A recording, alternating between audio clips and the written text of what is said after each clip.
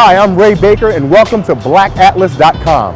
I want to show you all the sights and sounds that beautiful and historic Washington, D.C. has to offer you. So I figured why not start at the Mecca, Howard University.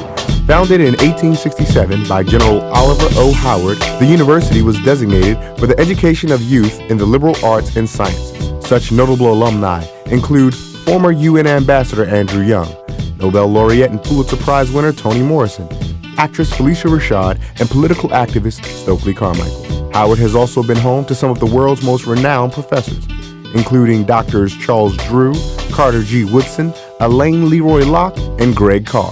Current president Dr. Signe Bobo continues to direct the university on the path of academic and cultural significance.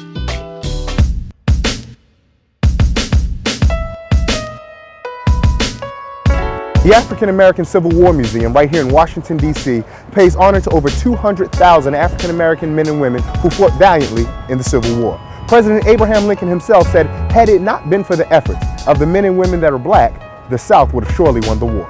We've been bringing Americans, folks from across the world, into this historic district so they can learn this rich history, this rich African American history. I get to share stories with young Americans, telling them that the heroes of this republic were my forefathers. What a blessing to be able to tell that story. The historic U Street corridor is once again a vibrant part of the Washington, D.C. community. With restaurants such as Eatonville and Busboys and Poets, you can get more than just a really good meal, you can actually get nutrients for your soul. Busboys and Poets is more than just a restaurant or a night spot or a bar. It's a shared cultural space where you're just as likely to hear words from the late Howard Zinn or Ralph Nader as you are from NBA star Aton Thomas.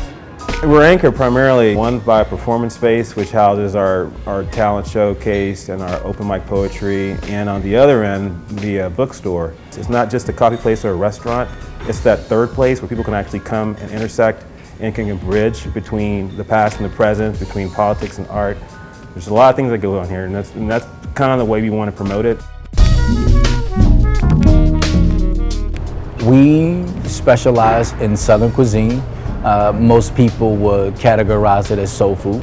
Outside of our cuisine, I think it's the atmosphere that most people come back to our space for. In the last week, Terrence Howard was here, Common was here, Ms. Obama came here. We commissioned all local artists. This mural here is the town of Eatonville. The one directly behind is a mural for Their Eyes Are Watching God. The one with the railroad track and the mule bone is to commemorate the play of Mulebone that Zora Neale Hurston and Langston Hughes both worked on. This establishment is important to the community because it's a symbol of what social change can do. B. Smith's is a premier restaurant right here in Washington, D.C. Everyone from entertainers to athletes, even politicians come here to dine. And with signature dishes such as the fried green tomatoes, the swamp thang, and even the Bourbon Street bread pudding, why wouldn't you?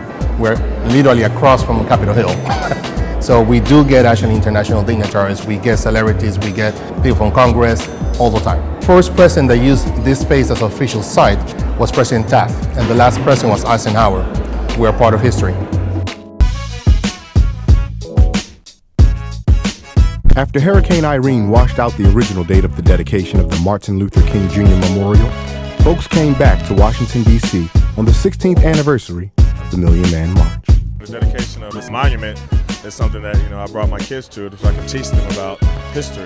It's just great to know the history of the civil rights, all those many that were involved, and just really to see where it is now. After speeches by everyone from Reverend Jesse Jackson to Reverend Joseph Lowery and even President Barack Obama, the thousands who came to Washington, D.C. to see the dedication of the Martin Luther King Jr. Memorial had their chance to say thank you. I was surprised when his son was talking about not only just of being a memorial for his father and the life of his father, but more of a symbol, more of a ideals, more of a looking at what we need to do in the future rather than looking back on someone's life, but as a memorial of change and of hope and of making sure our ideals are moving forward. It's great to see all the people out, President Obama's speech. I think it was a great day. Well, there you have it. That's Washington, D.C., home to premier restaurants like B. Smith's and the National Mall that houses monuments to past presidents. And now for Dr. Martin Luther King Jr. For everybody here at blackatlas.com, I'm Ray Baker. And I'll catch you in the air.